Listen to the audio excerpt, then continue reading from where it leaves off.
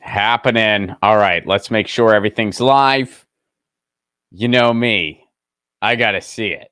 Huh? Because if I don't see it, we don't know for sure if it's actually live. You know how that works? YouTube's awake. What's up, YouTube? Good morning. Good afternoon. Oh, and Rafi, neck and neck. I'm going to call it a tie. Twitter's first. Twitter's always first. But then in second, we had YouTube, third, Rockfin. But it was neck and neck. It was a tie. Tie for second, YouTube and Rockfin. What if while I'm waiting for a stream, I was just sitting there with like a really weird smile on my face? It didn't move. Like didn't say anything either. I was just sitting there like and just don't break until I know that we're live. And then I go, good morning. Like just sort of out of nowhere. That'd be weird, wouldn't it? Maybe I should do that. What if I just started doing that? The stream starts and I'm like waiting for it to load and I just have this goofy ass smile on my face. And everyone's like, what's he doing? Does he know? Or I'll do like a Mr. Rogers type deal. I'll just be doing a different task. I'll be like I'll be brushing Lucy or something. I should start doing that. Maybe I will. Anyway, what's up, everybody? Good afternoon, good evening, good morning. For everyone listening to the podcast later, hope the errands are going great or whatever it is you're up to. Welcome to Get Your News On with Ron. We got some fun headlines to get through today. We're talking about some stuff. And at the end of the show today, I have an important announcement about the future of the show. We've been in flux with a little bit of scheduling. Does that make sense? What I just said? I don't think that made sense the way I put it. But scheduling's been a little goofy for a number of reasons. A, I was traveling not too long ago. I was out of the country for a little bit. B, I am collaborating with Status Quo now, and I do the Thursday show over there, and I'll be doing some more stuff over there when Jordan takes his break. So, yeah, But I came up with a solution. I know I've been saying, I'm just like, there might be some changes. And when I figure out what that is, I'll say something. The figuring outing has happened. So we'll be talking about that in a little bit. And for today's show, we're going to be talking about the midterms and where we're at as far as digital rights goes there. And we're going to be talking about net neutrality and we're going to be talking about antitrust. Those are the two big things looming as the midterms approach us. Also, we're going to be talking about Progressive's letter. I'm sure a lot of you have already heard about that, but we're going to unpack it all. That's going to be last. In the middle, sandwiched in the middle of digital rights and the letter, we got a little bit of labor rights and we got a little bit of a follow-up, and it's a victory. We're going to go over to what happened with the Cisco strike out in Massachusetts and other parts of the Northeast as well. So we got a follow-up there. And first, let's do it first. So we've been talking a lot about net neutrality, and what's happening is that the FCC is still in 2-2 gridlock. And what that means is they can't really do anything. And as we also told you, in a post-net neutrality world, we're already seeing the effects of that because 4 cable companies, count them 4, and just to reiterate, AT&T, Verizon, Earthlink, and CenturyLink, an organization called Markup did a research study. Turns out what they were doing is they were they were giving different neighborhoods different internet services while charging them the same price. In a richer neighborhood that was mostly white, they were getting reasonably fast internet for $55 a month. In a poorer neighborhood, less than a half mile away, that is has a lower median income and is less white, they were getting poorer service while being charged the same price. ISPs can get away with it, and they're doing it to just try to save money. They're thinking, well, the poor people won't complain. ISPs, internet service providers, can get away with this in a post-net neutrality world. Net neutrality is the law that stops them from doing that. And I wrote a piece this week on my Substack debunking the anti-net neutrality talking points. The whole, well, net neutrality is not necessary because we only had it for a couple years. That's false. We've had net neutrality since the advent of the internet. It was an assumed rule everyone was expected to follow, but it wasn't necessarily officially on the books. So for years, digital rights advocates were like, we got to get net neutrality on the books. And we were told, oh, it's not that important. Get over it. Then guess what happened? Verizon took the FCC to court saying we don't have to follow net neutrality. The court ruled in Verizon's favor. But there was public outcry, so we got net neutrality officially on the books. Then the Trump administration came in, got rid of net neutrality, so we didn't have it officially on the books anymore. But once again, there was public outcry, so states started passing net neutrality bills, California, where I live, being one of them. So the ISPs, their hands are a little bit tethered because it's hard to enroll anti-net neutrality packages when there's so many states you can't unroll them in. So basically, we've never felt the full effects of a post net neutrality internet. We felt some of the effects because they're seeing what they can get away with, but we never felt the full effects of it yet. We've basically had net neutrality since the advent of the internet. And what would a post net neutrality internet look like? Well, it could look like a lot of things. It could look like a situation where the only websites that load fast are the corporate juggernauts that can afford to pay fees for their websites to load fast, and the rest of us would load like DSL. That's dial up for anybody who's too young to remember that. It could also look like a place where you are charged for the internet as if it's cable television 2.0. Hey, do you want to get Twitter? Do you want to get Facebook? That's the social media package. That'll be an extra $12 a month, please. There could be designated fast lanes and slow lanes where, wait for it, they put poorer neighborhoods in a slow lane and richer neighborhoods in a fast lane. They're already pushing their luck there. So basically, the internet as we know it could end. Net neutrality is the policy that says that the internet is a utility in our lives and it has to just flow like running water. Your ISP has to have the internet flow like running water. Whether you go to my website or the president's website, it loads the exact same way. Same way as if you're making a phone call. Whether you call me or the White House or anyone in between, it's just a regular phone call. That's what net neutrality is. Net neutrality does not let the government control the internet. Net neutrality has nothing to do with the content on the internet. It has to do with how internet traffic flows. And it basically says it has to run like a utility, whether you have municipal broadband, whether your ISP is Comcast or whatever. It doesn't matter. That's how the internet has to work. That's net neutrality. Hey, so anyway, here we go.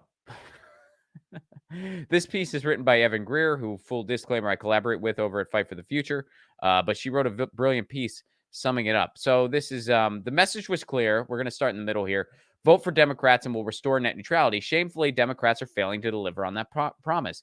The stakes couldn't be higher. Unregulated telecom monopolies pose an enormous threat to the future of free expressions and human rights, and time is running out. Despite overwhelming opposition from across the political spectrum, Trump managed to get Ajit Pai installed, and they blew up net neutrality within months. The Biden administration has been in power for more than a year, nearing 2 years, folks, and they don't even have a fully staffed FCC. Trump rammed through an utterly unqualified commissioner, Nathan Symington. Yeah, that guy's only qualification, I think, is that he has a laptop. And he did that during his final weeks in office. Trump did. Biden waited months to announce his FCC nominees, and the Democrat-controlled Senate slow-walked their confirmation process, caving repeatedly to delay tactics pushed by big media and cable companies. Now, here's the kicker. The goal of the industry is clear. They want to pick the regulator like they did with Ajit Pai. And as of right now, it looks like Democrats might let them. There have been some real hurdles with tight margins, and senators have been absent due to the ongoing pandemic. But the fact remains that inaction and lack of leadership has put the Biden administration's stated goals of restoring Title II net neutrality, expanding equitable broadband access, and ensuring oversight of internet providers during the ongoing pandemic in peril. And keep in mind, if she doesn't get confirmed by the end of the year, they have to re-up her nomination, which might not even happen. This is history. This is history where you have an FCC that's not even fully staffed and doesn't reflect the White House. That's history. That's not really happened before. So go to battleforthenet.com and demand action. Demand action on confirming Gigi Sohn. We cannot wait. It has to happen now. It has to happen now. And the inaction here is stifling. Now, here's another thing that's going on. You know, the other big thing here is antitrust, which we've been talking about pretty much most of the year at this point. Now, I want to take you back to a time in 2020. This article is from 2020. And you're going to say, why are we going back to 2020, Ron? Well, first of all, it was like the greatest year ever. Why wouldn't you want to go back to it? I mean, if I had a time machine, isn't that the first place you'd go to? 2020? Wouldn't you be like, oh my God, yeah, 20, what a freaking year. Actually, you know what? I have some. The crazy thing on a personal level is 2020 was setting itself up to be like one of the greatest years ever for me personally. I got married. I got married at the beginning of 2020. The year started out awesome. Like January, February, amazing tour dates. March, got married, was planning on going on a honeymoon in the winter time. Was going to be doing a lot of touring because there's an election year, baby. Bernie was still going. Man, the year was like, this year is gonna be awesome. We might even pull off a miracle. And, well, we all know what happened next. But anyway, so go back to 2020 here. This is from the NPR, the Nice Polite Republicans, and this is from December of 2020. 48 AGs FTC sue Facebook, alleging illegal power grabs to neutralize rivals. Federal Trade Commission and 48 attorneys generals across the nation filed much anticipated lawsuits against Facebook on Wednesday, accusing the social media giant of gobbling up competitive threats in a way that has entrenched this popular app so deeply into the lives of billions of people that rivals can no longer put up a fight. For nearly a decade, Facebook has used its dominance and monopoly power to crush smaller rivals and snuff out competition, all at the expense of everyday users. So, why do I bring this up? It was 2 years ago. Well, not much has happened to Facebook since then, has there? Not much. So we can either have a situation where occasionally there's going to be these lawsuits that aren't going to lead to anything, and Facebook's just going to be able to beat them. And it's just mostly just a symbolic gesture by the people in this country who are supposed to enforce antitrust legislation that we already have. Or here's a better idea: we actually pass real, true antitrust legislation that's going to take us to a new tomorrow and is actually going to break things like Facebook up. And we can do that right now with the antitrust bills that are sitting in Congress. OMA and ACOA start breaking up big tech. It starts going up against Amazon's prioritizing of their own products and services, of Google data scraping and prioritizing their own products and services. It starts going up against the monopoly Apple has in the App Store. It starts breaking up big tech. And from there, we'll get into data privacy, which will start taking Facebook out. That's what needs to happen. We need antitrust legislation, or big tech is basically going to cement itself. We need antitrust legislation. We need net neutrality, or big tech is going to cement itself. Oh, and guess what? We need to preserve Section 230. Because guess who can survive a post Section 230 internet? Facebook, Google. Guess who can't? Any potential competitor. So without this antitrust legislation, the next Facebook or Google, or even a viable competitor to them, is never going to see the light of day. They're never going to get far enough. You see how that works. So here's what you can do, folks, right now. Here's what you can do. And, I've been part of this antitrust campaign for months and months now. Here is the latest inception of it. Go to BidenPromised.us. That's BidenPromised.us. Tell President Biden, don't cave to big tech. Sign the petition to tell the Biden administration, don't cave to big tech. Deliver on your promise to rein in abusive monopolies. Make it clear to Senate Democrats that antitrust bills S2992 and S2710 are a priority in the lame duck. You can do that right now. BidenPromise.us, battleforthenet.com. BidenPromise.us, battleforthenet.com. You can't say that this show doesn't give you a call to action. We give you a different call to action literally every show. Every show, there's a different call to action here. All right. So let's move on to some good news. A little bit of good news before we get into the fun letter, which I'm sure you all have a lot to say about it. I have a lot to say about it. Let's do some good news first, huh? A little bit of good news. So last week on the show, we talked about the Cisco strike, where over 300 Teamsters were striking. Now, Cisco is one of the biggest, food delivery distribution mechanisms in the country, distributors, and over 300 Teamsters went on strike. Now, they had a picket line.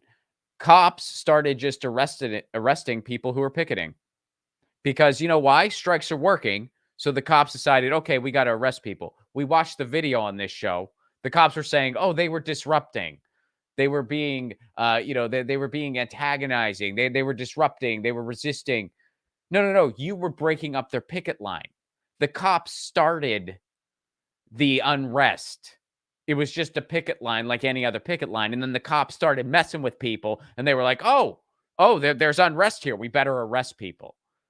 It was a setup because they needed to arrest people because striking is working. So they want you to be scared to do it or else you'll get arrested.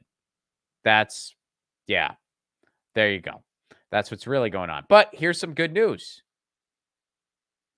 Strike ends as Teamsters vote 215-2 for a new deal with Cisco Boston. Now, 215-2, that's pretty good.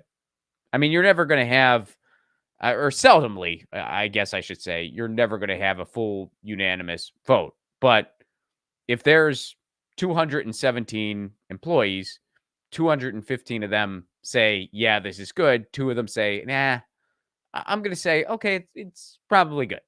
But let's read on. An agreement was reached, this was last week, between members of Teamsters Local 653 and their employer, Cisco Boston, which ended the 20-day-long strike. Workers voted 215-2 in favor of a new 5-year agreement that includes a raise of $11 per hour over 5 years, beginning with $5 in the first year. So the $5 in the first year, that's a big one. That's like that's a big, okay, we're kicking it in the teeth. We're going to give you a $5 increase in that first year.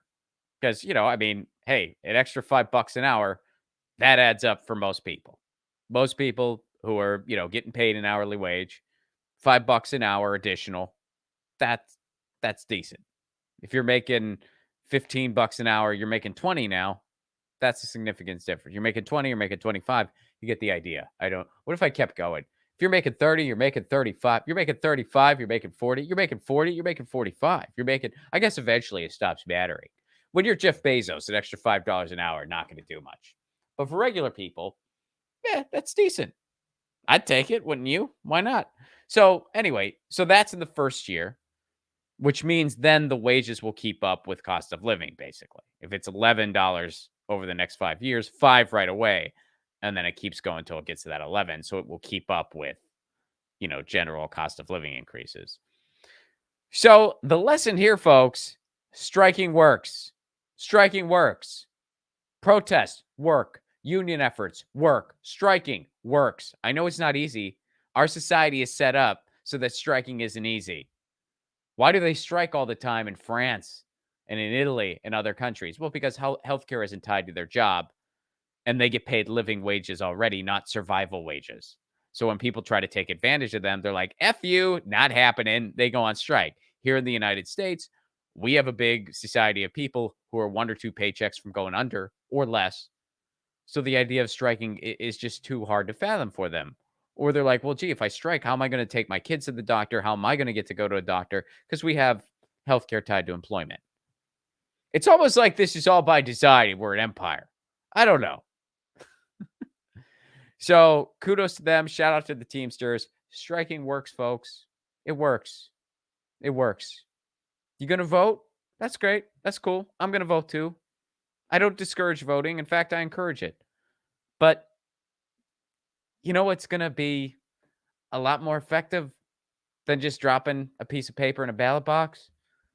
Striking, protesting, union efforts, building cooperatives, building mutual aid efforts, building community gardens, taking back your community, ballot initiatives, fighting for policy, activism around policy.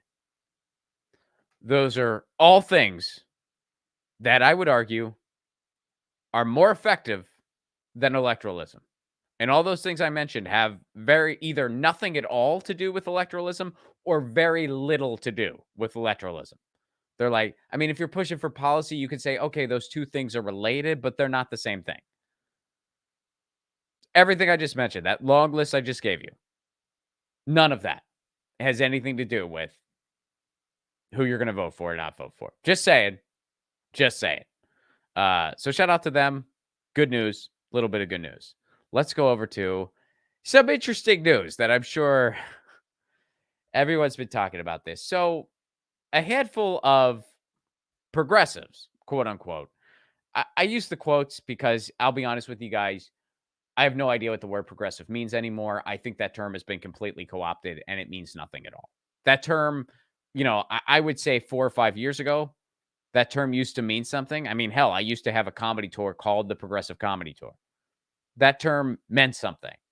And what I think it used to mean, hell, maybe I never knew what it meant, but what I think it used to mean was it meant that you want to change the status quo and you are on the left. And in the contemporary United States, you know that the status quo needs to change and it needs to change radically. And you want to move forward, hence progress, progressive. Now, what does it mean now? It means nothing now. That term's been completely co opted. The quote unquote progressive caucus is pretty much a joke. We're going to talk more about that. I still say to get on the progressive caucus, you just need to have progressive car insurance. That's the only, like, they're just tricking everybody. In reality, it's just everyone in Congress who has progressive car insurance. But here's an article from The Intercept. House progressives float diplomatic path towards ending the war in Ukraine, and they get annihilated, and they quickly clarify. So here's the summary here. On Monday morning, 30 members of the Congressional Progressive Caucus, they got progressive car insurance. They sent a letter to the White House that attempted to gingerly open a conversation about a potential diplomatic end to Russia's war on Ukraine. They're they're suggesting, hey, nuclear war is bad. And they were met with so much fury, there had to be a clarification right away from Pramila Jayapal. Let me be clear, said Pramila Jayapal. We are united as Democrats in our unequivocal commitment to supporting Ukraine in their fight for democracy and freedom. Let's see. Ro Khanna had something else. There was another thing. Oh, so Ro Khanna tweeted this. Just this is the pushback that they got for merely suggesting we have a diplomatic solution and don't just keep fighting and fighting and fighting and sending more and more people are dying. We have a diplomatic solution to prevent a freaking nuclear war. This is the pushback they got. And they got pushback from their colleagues in government. They got pushback from the establishment. They got pushback from the media. And they got pushback from the American people, both neocons and liberals. And when I say liberals, I'm making the distinction between liberals and leftists.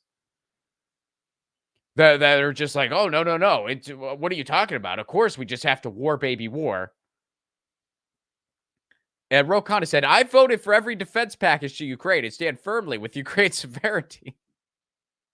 He's made, oh, no, no, no. I'm all for, I will vote for war. I voted for war a bunch. I'm just saying maybe we shouldn't have nuclear war.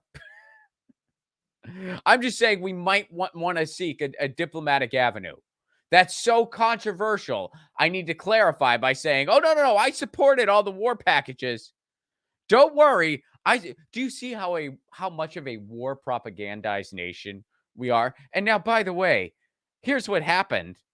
I'm not patting the Progressive Caucus on the back, by the way, here, because here's what happened. As I'm sure you guys already realize, this is what they did pretty much right away. The letter has since been retracted. Here, we'll take a look at their tweet. Come on, load. It's loading slow. Come on, Progressive Caucus. Statement from Representative Jayapal on the letter to Ukraine. The Congressional Progressive Caucus hereby withdraws its recent letter to the White House regarding Ukraine. They withdrew it right after they said it. A letter, just a strongly worded letter. It wasn't even like a concrete policy demand, just a strongly worded letter suggesting, hey, we've been going on and on. We've been fighting and fighting and fighting. Maybe diplomacy might be a good idea here. Nuclear war, kind of a shitty idea. We think. I don't know. Call us. I mean, is that too far? Is that too much? You know what? We retract the letter. We retract. So, and by the way, I tweeted this. Two things can be true at the same time. One, it is utterly pathetic that the so-called quote-unquote progressives just folded right away after sending their letter. And two, it is disturbing and absolutely frightening that the mere suggestion of diplomacy was met with such disdain. And just that they immediately were like, oh my God, no, no, no, we're just, don't worry. It's nuts. And by the way, when I tweeted that, I got called all kinds of things. I got called naive. Somebody's just like, no, no, no, you're so naive to think that. And then they just repeated the whole like war propaganda that we get here. Oh, it's just Putin. He's just mad. He wants to reinstate the USSR and he just went nuts. And it's like, look, I am 110% opposed to what Putin is doing. I am opposed to Putin. I think he's a terrible world leader, like most of them. But to oversimplify it and make it out like the USA and these militias in Ukraine, they're all Boy Scouts, and Putin's just some rogue actor going off on his own. Which one of us is naive here? Which one of us is naive? The one who's saying, hey, we're the bad guys too. Because guess what? We've been intimidating Russia for 8 years. We've been having, all these troops near the border, all these weaponries, the whole thing with NATO. We've not been an honest actor here. We've been intimidating this for 8 years. And we're basically using Ukraine as a pawn. And guess what? There's some not so great militia factions in Ukraine too. And Russia's a bad guy as well. This is real life. This is not an Avengers movie. This is the real world. And in the real world, it's not as simple as crazy bad guy and here come the good guys and we can trust who the good guys are because we just turn to our handy dandy pro-war media and they tell us. That's not the real world. The real world is, hey, this is an effed up situation with bad guys on your left, bad guys on your right, bad guys in your center, bad guys in front of you, bad guys behind you. And they're all still going to be bad guys. But guess what? We don't want a freaking nuclear war. It's almost like nuance is a thing. It's almost like there's nuance in the world. And maybe you should kind of dig a little deeper than what MSNBC, CNN, and Fox News is telling you. Maybe you should dig a little deeper than that. And you shouldn't get it all from one other side either. Yeah, I mean this whole idea that Putin is just some freedom fighter. Well, I don't agree with that either. No, no, no. We were the intimidator here. We are the bully here. But Putin, that doesn't justify his actions. That does not justify his actions at all. It's a web of bad guys, folks. But even the very idea suggesting diplomacy, oh my God. Well, just kidding. We retract it. Just kidding. Somebody said this to me. They said somebody called me a tanky, which I have no idea what a tanky is. If someone knows what that is, email me later. I have no idea. Because one time I brought that up, I'm like, I don't really know what a tanky is. And you know what I got when I tweeted that out? I got 100 different definitions of what a tanky is. So I don't know what one is. It depends on the person. I don't think anyone really knows. Someone once told me a tanky is somebody on the left who is anti-imperialist. I was like, isn't everyone on the left anti-imperialist? I mean, isn't that one of the big things that separates leftists from like liberals, right? I mean, liberals are like cool with capitalism and war, right? And lefties aren't. Isn't that one of the big differences? Isn't that, I don't know. What's anything anymore? I don't even know. Maybe that's not even, all I know is that in the scope of the rest of the world, my political views would be considered on the left. In the United States, they're considered watch list. That's all I know. That's all I know. So yeah, I got called a tanky. I got called naive from somebody who just repeated a bunch of nonsense about this is all Putin's crusade and he wants to reinstate the USSR, despite the fact that Putin is a capitalist. Putin is an oligarch and a capitalist who works with other oligarchs and capitalists. But okay, you're just going to ignore the fact that the US was intimidating them for frickin' years. 8 years and counting. So it's remarkable. I mean, it's just remarkable. And I bring this up not to get on a soapbox about my take on things, but to just say, this is how much of a war propagandized nation we really are. where even folks who fancy themselves reasonable, when it comes to this, they will just repeat one side of it completely. No nuance. They won't even just say, well, maybe we're not. And there are people who do this with everything. Like, oh yeah, the US is a force for good in the world. How? How? We're setting the Middle East on fire over oil and energy. That's what we're doing it over. It's the fossil fuel industry and Wall Street's fossil fuel stocks. That's what fuels all of this. That's the war economy. How is that a force for good in the world? Well, the terrorists, you mean the ones that we created? We're fighting the ones that we created? Are we doing that? Or are we making more terrorists? I think we're doing the latter.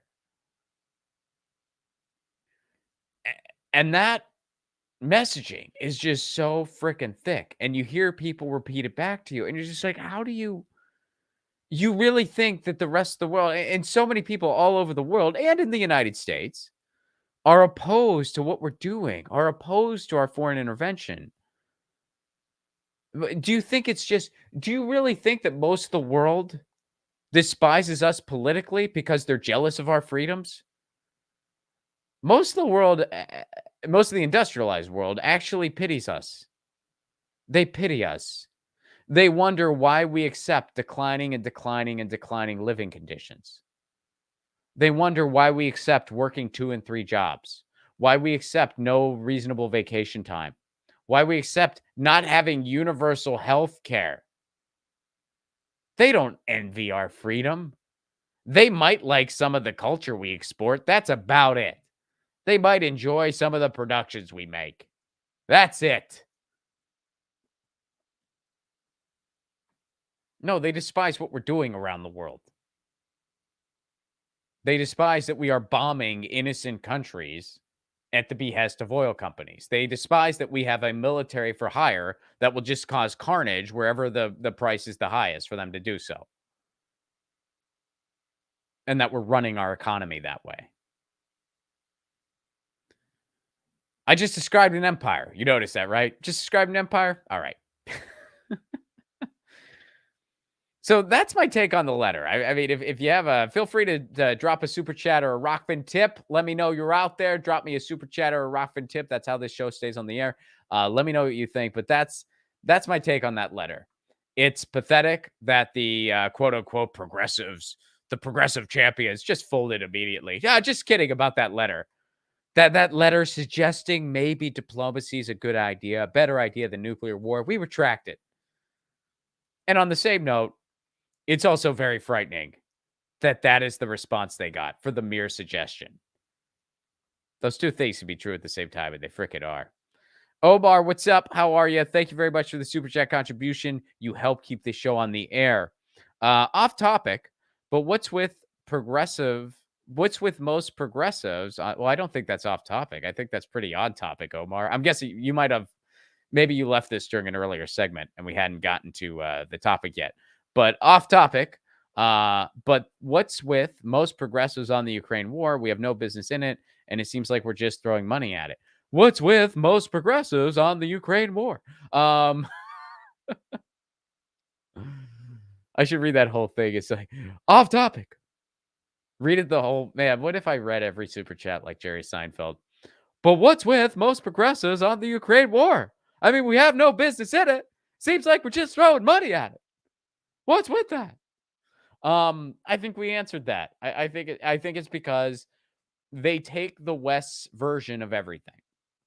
And the West version is that Putin is just some lone crazy actor all on his own.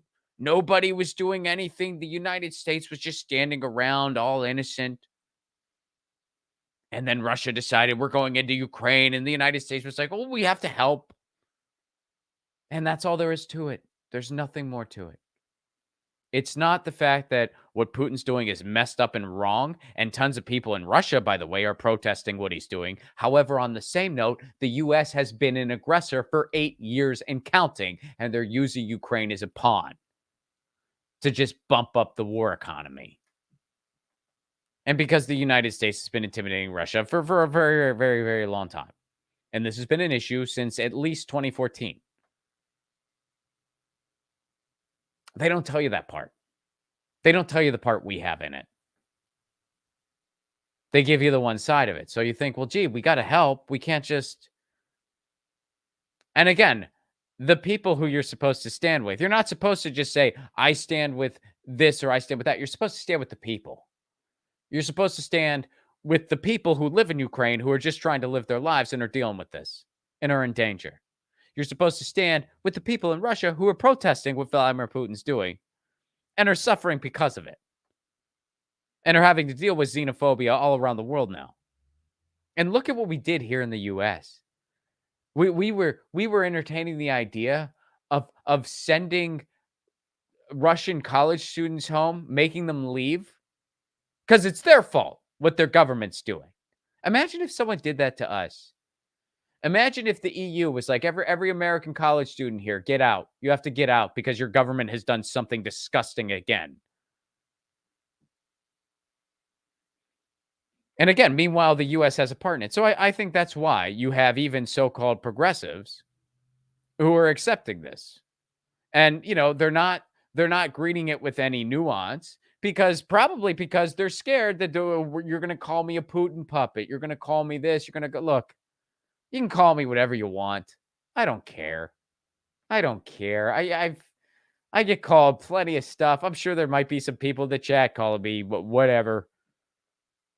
I've been called a Putin puppet since 2016. I've been called a Putin puppet. I've been called a Russian bot. I've been called an apologist for Russian imperialism, even though I completely denounce it. I just happen to denounce all imperialism.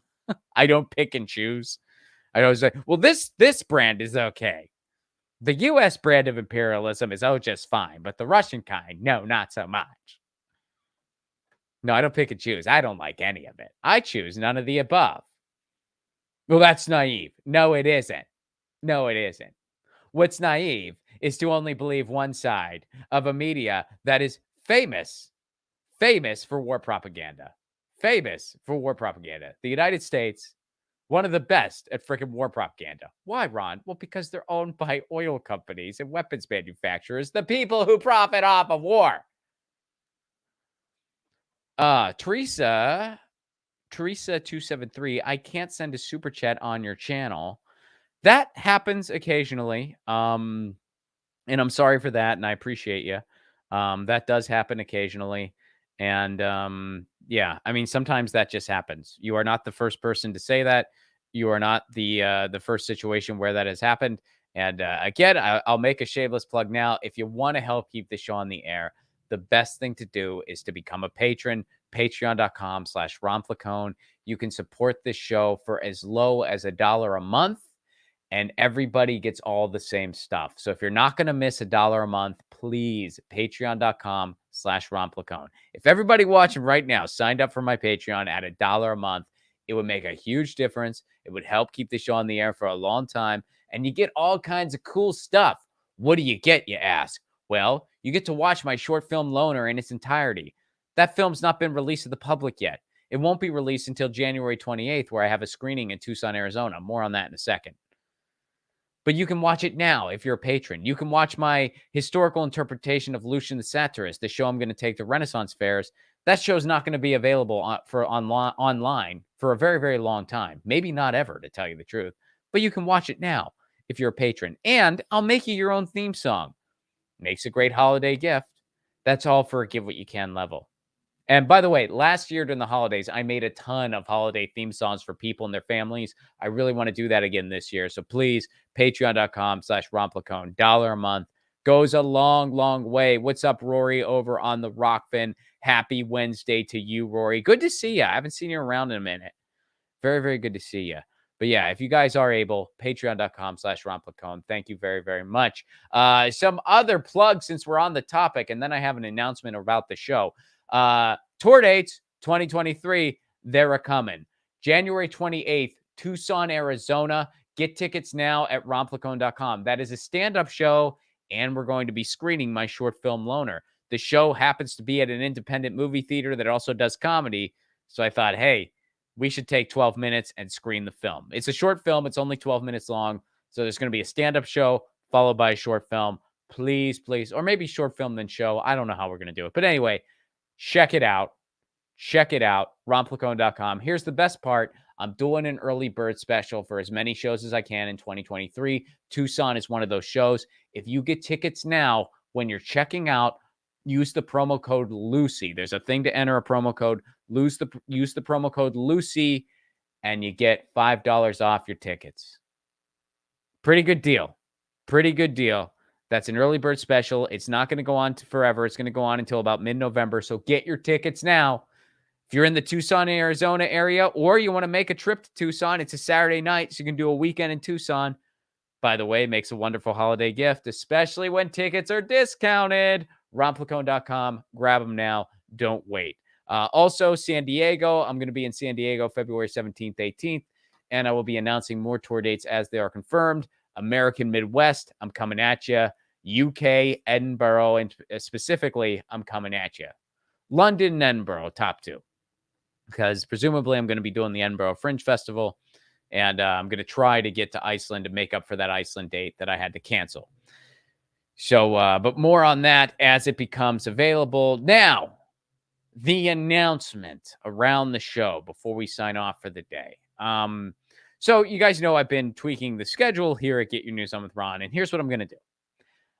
Because as you know, I am the Thursday show over at Status Quo, which I hope you will all tune into Status Quo tomorrow. Myself and Tina Desiree Berg got a wonderful show lined up for you. That's tomorrow at 2 p.m.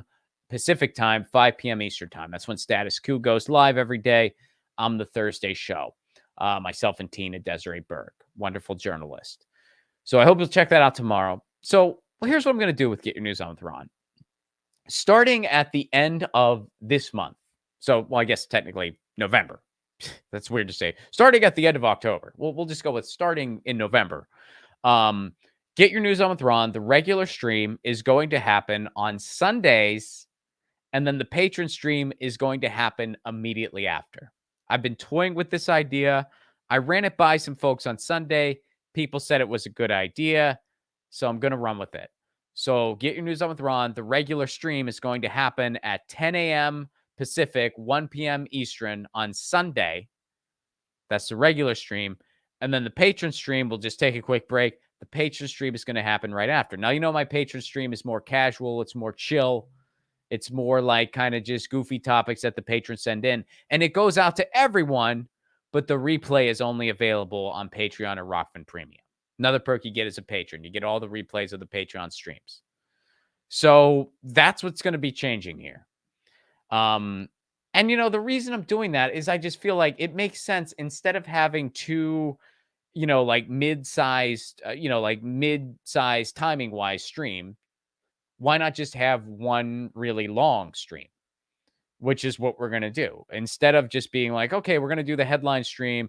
Then we're going to do, why not just do it all in one day? Cause I'll be honest with you folks. I am a one-man show for the most part. Joe helps me with some editing and with thumbnails.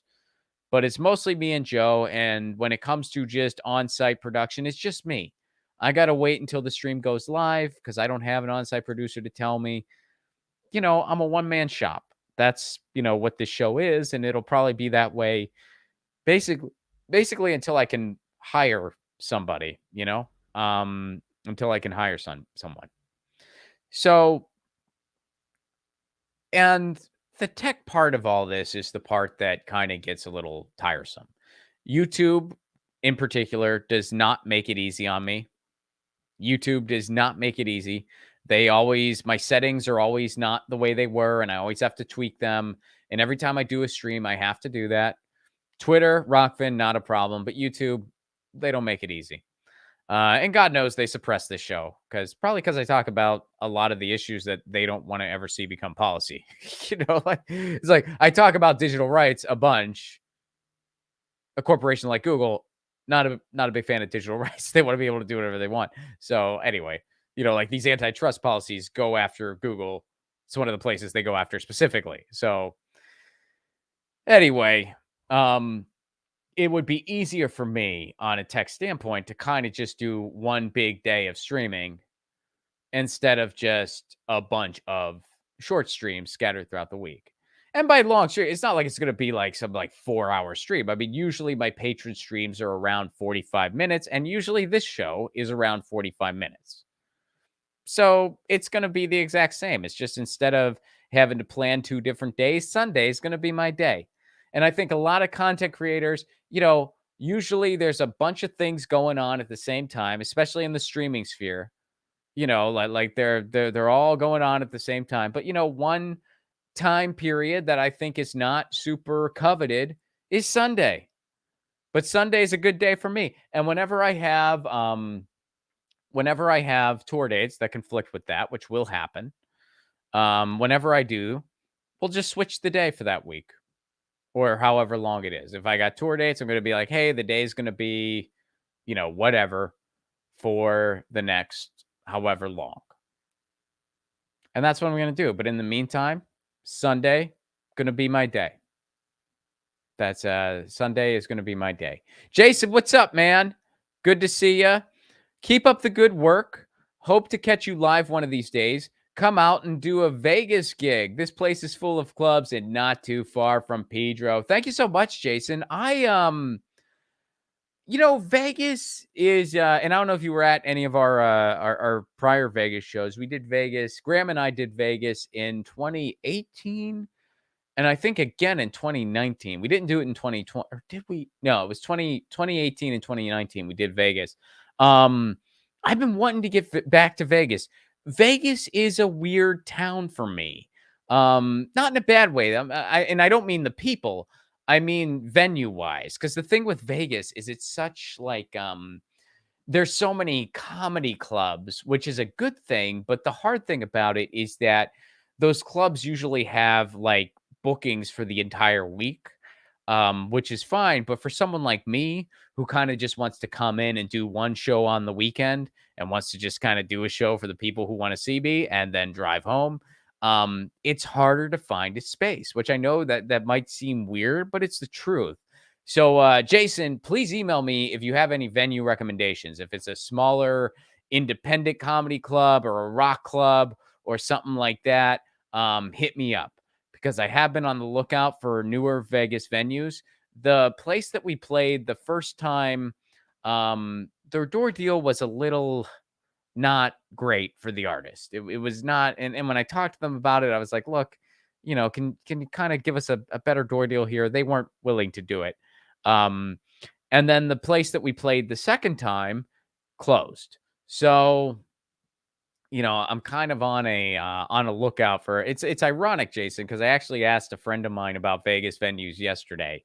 And he didn't really have a lead on any. But if you know of any decent venues that you recommend, please do hit me up. Please do email me at my website, ronplacone.com. Thank you so much. Thank you, Omar, and thank you, Jason, for the super chat contributions. You help keep this show on the air. Thank you all for tuning in. And that's the new announcement. After this month, I will be seeing you all on Sundays, unless otherwise noted. In those days, the day will switch. There will be times where my tour schedule will not allow me to do Sundays, but Sundays is going to be the Get Your News On with Ron day. And when it isn't Sunday, it's going to be a different day. So it's going to be like the day is this because I like just doing it all in one day. It just kind of it's just easier to manage for me. So that's the announcement.